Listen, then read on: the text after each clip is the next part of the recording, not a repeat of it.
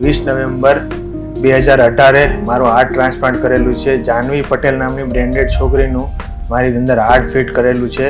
અને હું heart transplant થયા પહેલાં હું રેગ્યુલર 1 થી 2 માળ સુધી ચડી ન શકતો અને 1 થી 1.5 લીટરની પાણીની મારી મર્યાદા હતી અને ખાઈ ન શકું, પી ન શકું અને કોઈ પણ વસ્તુ ખાવ કે પીવું એટલે મને સીધું વોમિટ થઈ જતું હતું અને લગભગ લેવલ ઉપર હું 10 થી 15 મિનિટ ચાલી બી ન શકતો હતો.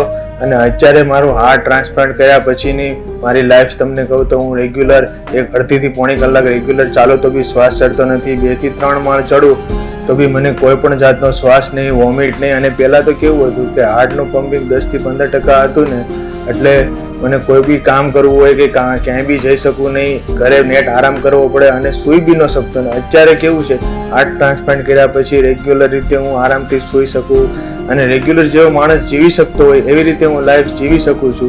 એટલે મારું કહેવાનું એમ છે કે તમે અંગદાન અથવા કોઈ પણ ઓર્ગનનું દાન કરો ને તો સામાન્ય માણસ જીવી શકે. અહીંયા સુરતની અંદર ડોનેટ લાઈફ સંસ્થાના પ્રમુખ નિલેશ માંડેવાલાનું ખૂબ જ સારું એવું કામ છે કે જેમના થકી હાર્ટ, લીવર, કિડની જે પણ ફેલિયર વસ્તુ હોય તેમના થકી હાર્ટના દાન થાય છે.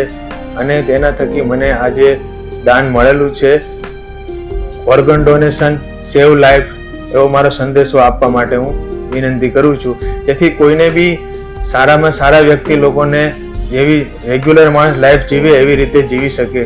તેની માટે ખૂબ ખૂબ આભાર કરું છું નિલેશભાઈ માંડેવાલાનો અને જાનવી પટેલનો. તે થકી આજે હું એમની સામે બેઠેલો છું.